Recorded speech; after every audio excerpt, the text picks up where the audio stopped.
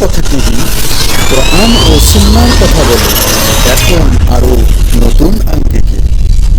তৈরি আগুন ধরাই দিলে কোন দিকে যায়? আগুন ধরাইলে কোন দিকে যায়? উপর দিকে যুক্তি দিচ্ছে আগুনের গতি উপরের দিকে আর মাটির গতি নিচের দিকে। আল্লাহ আপনি বলেন উপরওয়ালা কিভাবে নিচেওয়ালাকে সিজদা করবে? বলেন নাউযুবিল্লাহ। কথা কি বুঝাইতে পারছি? তো এখন সে তো ওইখানে থাকার কথা না, যখন থাকেই বসি। আরে আল্লাহ হুকুম যখন দিয়েছে, সৃষ্টিকর্তা যখন মাখলুককে হুকুম দিয়েছে, তখন ওদের মানতে হবে, তোর মানতে হবে। যখন তুই মানিস নাই, তুই হয়ে গেছিস অমান্যকারী। অমান্যকারী হওয়ার কারণে তুই চির জাহান্নামী হয়ে গেছিস। বলেন নাউযুবিল্লাহ। রাজিম।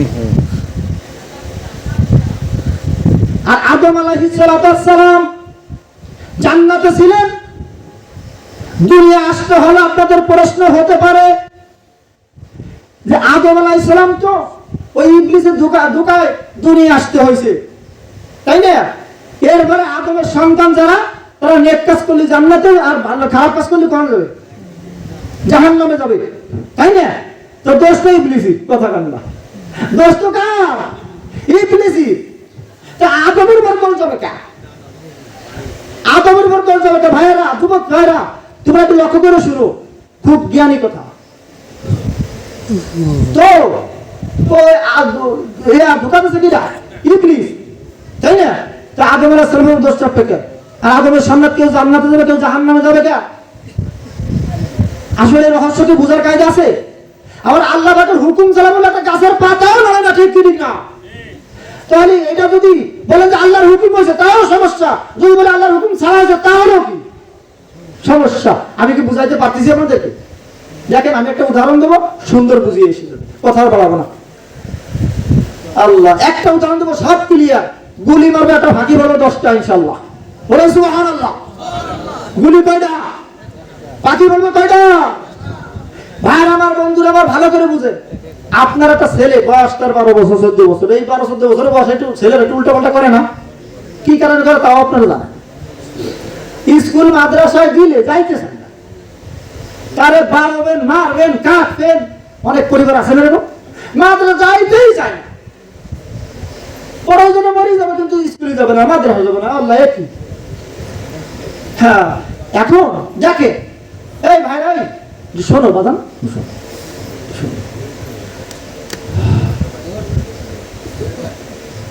তো আপনি চিন্তা করতেছেন, মানে দরদের সন্তান, মায়ের সন্তান, বাড়াইলে কষ্ট লাগে, বাড়াইলে কি লাগে? আর কত বাড়াবো? বাড়ি খাতি চায়, স্কুলে যায় না, মাদ্রাসা যায় না। আবার না বাড়াইলেও যাবে না, আর বাড়াইলে কষ্ট লাগে। এখন আপনি একটা সুন্দর একটা পদ্ধতি অবলম্বন করছেন, স্বামী স্ত্রী মিলিয়ে। স্বামী স্ত্রী কি মিলিয়ে? এই ছাত্ররা, এই কেবল ইবলিসের রস করতেছি, এই মুস্তাফা দিস। হ্যাঁ, শেষ করছি বাবা, শেষ করে দিচ্ছি। এই কথা বলি শেষ করবো ইনশাআল্লাহ। এমন একটা সময় চলে যাচ্ছে যা তোমাকে নিষ্কাপ কিতাবে যেটা আমি পড়াই, ওটা পরীক্ষা আসতে পারে, দেখছেন? ওটা ভাষণ যাচ্ছে, প্রশ্নটা ভাস করে দিলাম নাকি? আচ্ছা, যাই হোক। তো এখন আপনি স্বামী স্ত্রী মিলে একটা সিদ্ধান্ত গ্রহণ করছেন। সিদ্ধান্তটা কি? যে আপনার ছেলে কোন জিনিসটা পছন্দ করে, যেমন সিদ্ধান্ত বা এমন কৌশল অবলম্বন করছেন যে সাপও মরে, লাঠিও না ভাঙে। 12 বোন আবার স্কুলে যাইতে হবে, আবার সমস্যার সমাধানও হয়ে যাবে। তা আপনার ছেলেটা কি জিনিস খাইতে বেশি পছন্দ করে? কি জিনিস খাইতে বেশি পছন্দ? তো ওই যে কালা কালা আঙ্গুর আছে না, কালা কালা ফাঁকা ফাঁকা 1 নম্বর আঙ্গুর, ওই আঙ্গুরটা জন্মের পছন্দ। ওই আঙ্গুর খাইতে দিলি সে যা কয় তাই শোনে, যা কয় তাই শোনে। তো এখন চিন্তা যে আঙ্গুর কিনে আনছেন বাজারে, আর ভালোটা আনার পরে এরা স্বামী স্ত্রী যুক্তি করছেন, আনার পরে এমন একটা জায়গায় ঝুলে রাখছেন যেই জায়গাটা আপনার ছেলে হাতের নাগালে পায়, মানে নাগল পায়, বুঝছেন? ঝুলাই দেওয়ার পরে আপনি ঝুলাই দিচ্ছেন, প্রথমে সহজে ছিঁড়ে খাইতে পারে। এখন আপনি আপনার ছেলেরা বলে দিচ্ছেন, খুব মিজাজটাকে গরম করে, চোখটাকে লাল করিয়া বলতেছেন, এই যদি তুই আঙ্গুর খাস তাহলে তোর স্কুলে জাতীয় মাথা জাতি হবে। বাজার মনের দিলের কাম যে শুনে দিল থেকে কথাগুলো বলতেছি। আল্লাহ পাক আমার আপনার নাজাতের জন্য ছিল বানাই দিই। আমিন। তাফসীর হয়ে গেছে, ওয়াজ হয়ে গেছে। তো এখন যদি খাস তোর সুঠা মাদ্রাসায় জাতি হবে। আলহামদুলিল্লাহ সুঠা মাদ্রাসায় এখন ছাত্র শিক্ষক দিয়ে আগের যে কোনো সময় তুলনায় অনেক ভালো চলতেছে, একটু যাইয়ে দেখে এসে আলহামদুলিল্লাহ অনেক অনেক ভালো চলতেছে। আপনাদের সাহায্য সহযোগিতায় আমার মহাতাম সাহেব হুজুরের সার্বিক তত্ত্বাবধানে অন্যান্য শিক্ষকদের আপনার সার্বিক প্রচেষ্টায় মাদ্রাসা দিন দিন উন্নতির দিকে যাচ্ছে। আলহামদুলিল্লাহ। আপনারা একটু যাইয়ে দেখে আসেন, এটা কথা না শুধু। আর দোয়া করবেন যে এটা যেন কিয়ামত পর্যন্ত অব্যাহত থাকে ইনশাআল্লাহ। তো বলি যদি আঙ্গুর খাস তাহলে কোথায় যেতে হবে? সুঠা মাদ্রাসা তো জাতীয়। আর ওদিকে ঝুলে রাখছে। এখন ছেলে মনে মনে চিন্তা করতেছে, বুঝছেন এমন একটা জিনিস আনছে যা আমার সবথেকে প্রিয়, ও দেখলে আমার মাথা নষ্ট হয়ে যায়, খাইতে মন চায়। ও মনে মনে সিদ্ধান্ত গ্রহণ করছে যে যে কোনো উপায় হোক না কেন আমি আঙ্গুর খাবো, যদি মাদ্রাসায় যাই তাই তাও যাবো, কিন্তু আঙ্গুর খাইয়েই যাবো। ঠিক কি ঠিক না? আর মা বাবা বলছেন, সন্তানের মা বাবা মনে মনে আড়ালে হাসে, আরে আমরা তো তাই চাই, আমরা তো তাই চাই যে তুই আঙ্গুর খাইয়ে মাদ্রাসায় যা, তুইও সফল আমরাও সফল। বলেন সুবহানাল্লাহ। ভাই আমার, বন্ধুরা আমার, ওই আঙ্গুর ছেলে যখনই খাইছে মা বাপ দরজা ধরছে, বাবা তুমি শর্ত ভঙ্গ করছো, তোমার এখন মাদ্রাসায় যেতে হবে।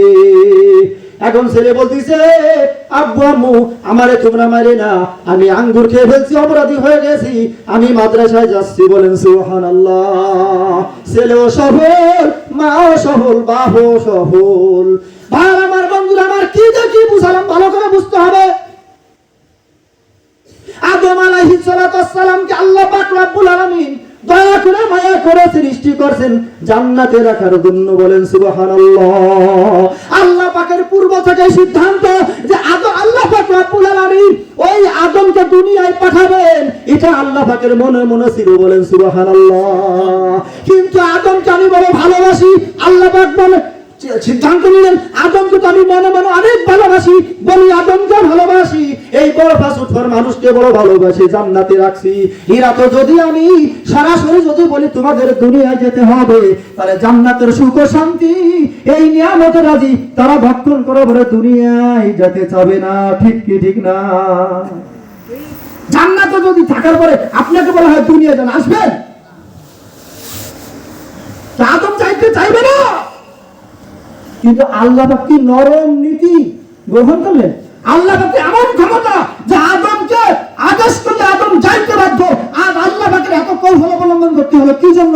আরে ভাই, আল্লাহ পাক আদেশ করলে আদম যাইতে বাধ্য, কিন্তু আল্লাহ পাক রব্বুল আলামিন তার প্রিয় বান্দাকে কোন হুকুম তার মতের বাইরে চাপাই দিবেন না। বলেন সুবহানাল্লাহ। এই জন্য আল্লাহ পাক কৌশল অবলম্বন করছেন। কিসের থেকে? ভালোবাসা থেকে। কিসের থেকে? ভালোবাসা থেকে। যে আদম আলাইহিস সালামকে বলছেন যে তুমি ওই গাছের কাছে যাও না, গাছের থেকে ফল খাও না, আরে তুমি যদি খাও তাহলে তোমার দুনিয়ায় যেতে হবে। ওই যে আঙ্গুরি ঘটনা, আঙ্গুরি ঘটনা।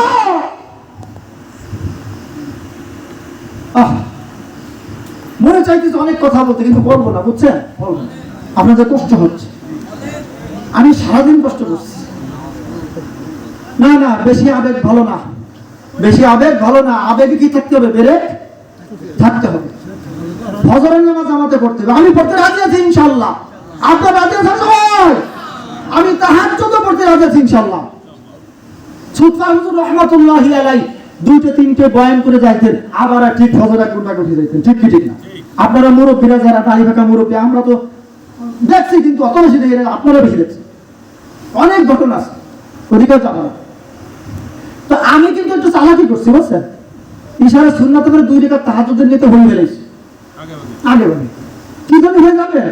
যদি আল্লাহ না করুক কোনো কারণে ওর একটা মিস্টেক হয়ে যায়, আমি আবার তাহাজ্জুদ করছি না, আবার করছি না, আল্লাহ মাফ করুন, এই জন্য 2 রাকাত পড়ে রাখছি। যদি মিস্টেক হয় তাহলে আমার তাহাজ্জুদ কামাই গেল।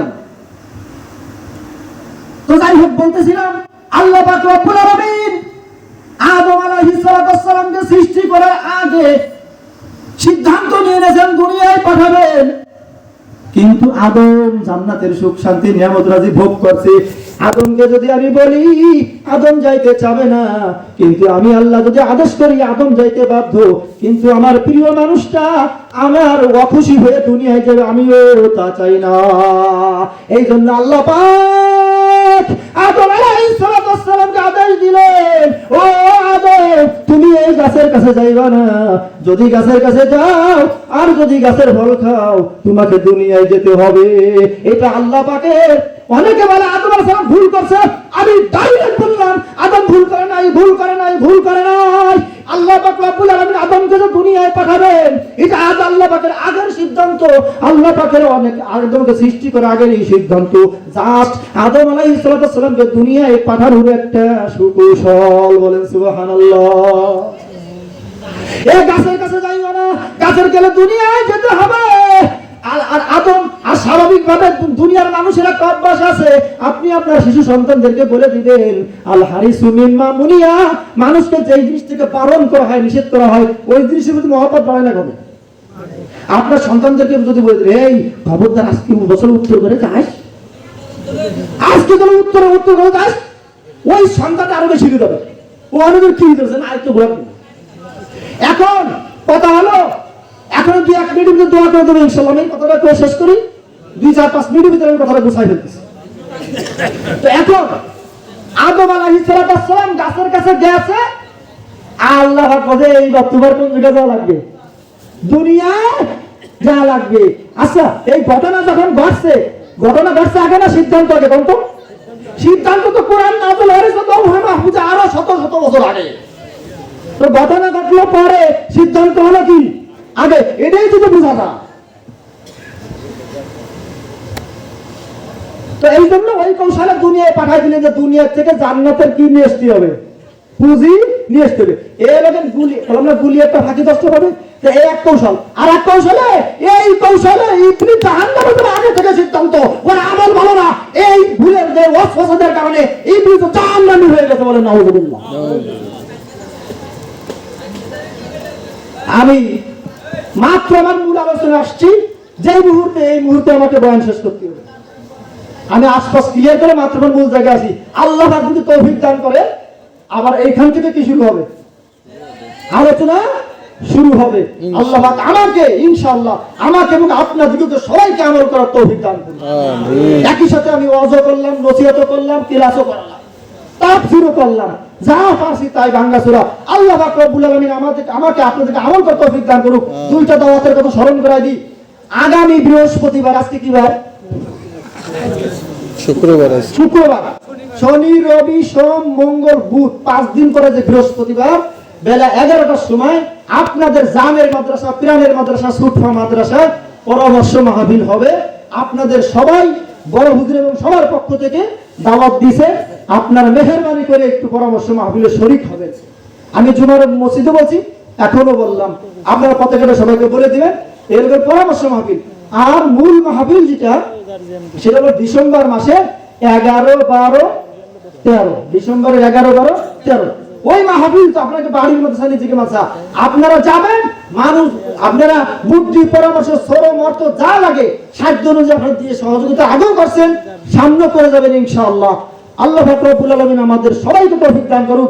আজকের মাহফিলে যেই সমস্ত আমাদের যুবক ভাইরা অনেক কষ্ট করছে, আমার বোন আরো আগেই শেষ করা উচিত ছিল, কিন্তু আসলে ভাই এই জায়গায় বসে দেখেন কথা কি করা যায় না, গুছান কিন্তু সময় লাগে। আপনারা আমাকে ক্ষমা করে দিয়েন, কথাগুলো বলছেন আবেগ থেকে, আমি সবার কাছে মাপ চাচ্ছি, দোয়া করতে হয়। তো এখন যুবক ভাইরা, বৃদ্ধ বাবারা, শিশু ছেলেরা, মা বোনেরা যারা এই মাহফিলকে সফল করার জন্য যারা সার্বিক এবং সর্বাত্মকভাবে সাহায্য সহযোগিতা করেছে, আল্লাহ পাক সবার এই সাহায্য সহযোগিতা মেহনতকে পরকালের মুক্তির জন্য নাজাতের জন্য ওসিলা করে দিন আল্লাহ। আমিন। যারা আয়োজক ছিলেন, আছেন এবং সামনেও থাকবেন, আল্লাহ পাক তাদেরকে কবুল করুন। আমি শুনেছি এই মাহফিল প্রত্যেক বছর বছর ইনশাআল্লাহ দেওয়ার চিন্তা ভাবনা নাকি আছে, শুনছি।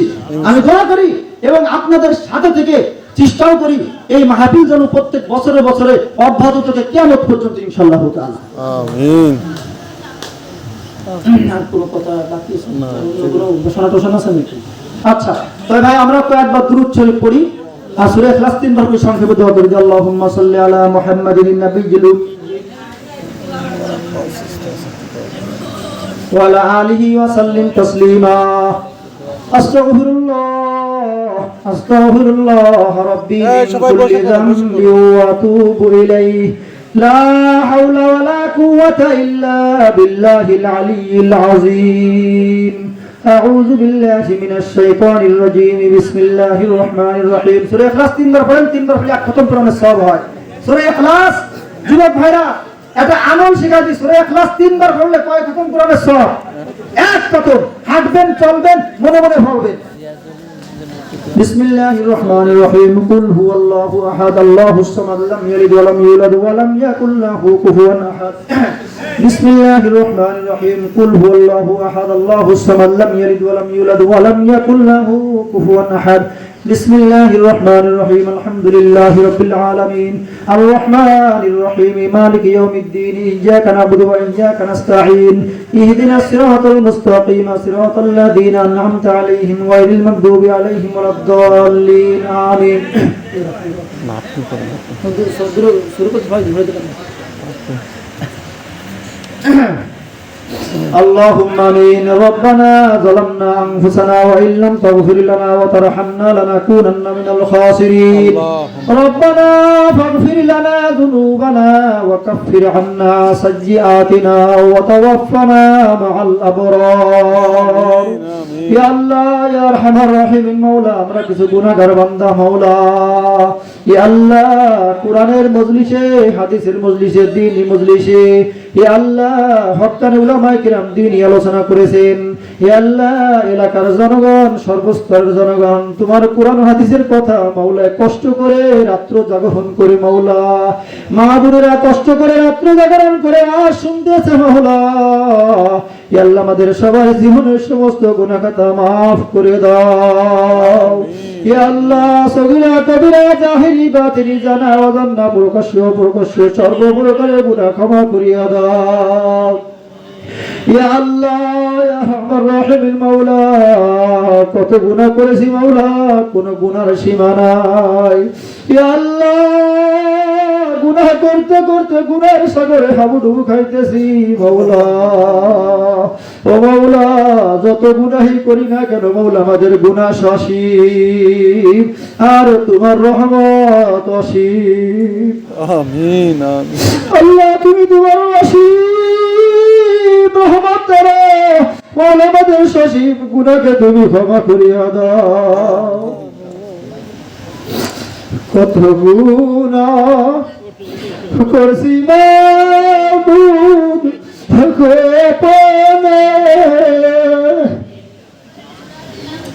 মাফ করে দাও সেই সব গুনাহ নিজ গুণে আমিন কত গুনাহ করছি মাবুদ না জেনে মাফ করে দাও সেই সব গুনাহ নিজ গুণে মাওলা যারা কেন উপস্থিত আছে কারো মা নাই বাপ নাই দাদা নাই দাদি নাই মাওলা তারা কবরবাসী হয়ে গেছে তাদের সমস্ত আমল বন্ধ হয়ে গেছে তারা ইতিমের মাতামাতার দিকে তাকিয়ে আছে মাওলা তাদের সন্তান হয়ে তাদের পক্ষ থেকে মাওলা তোমার কাছে দোয়া করতেছি মাওলা ক্ষমা প্রার্থনা করতেছি তুমি আমাদের দাদা দাদি নানা নানি বাপ মা ভাই বোন আত্মীয় স্বজন যারা কবরবাসী হয়ে গেছে ও মাওলা তাদেরকে তুমি নিজ গুণে ক্ষমা করিয়া দাও আমিন মাওলা তাদের কবরকে তুমি রওজাতুম মিন রিয়াজিল জান্নাহ বানাইয়া দাও মাওলা আমাদের মধ্যে আল্লাহ কত মানুষ অসুস্থ আছে মাওলা আমরা তো কেউ জানি না